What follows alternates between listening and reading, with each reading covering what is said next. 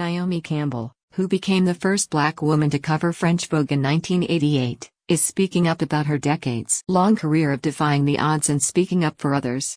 During an interview for the cover of Vogue's November 2020 issue, the trailblazing supermodel spoke about her experience advocating for black models. "I never used to say the word racism. I just used to say, it's territorialism," she said.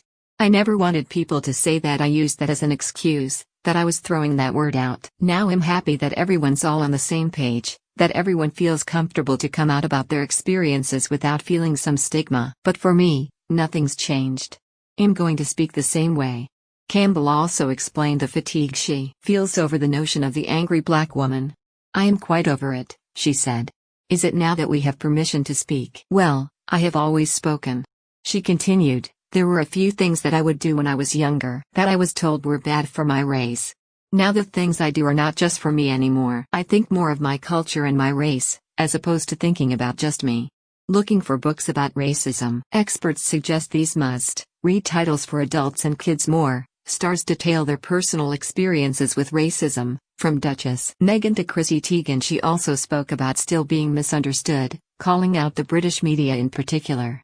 "They haven't learned how to be not racist, period," she said.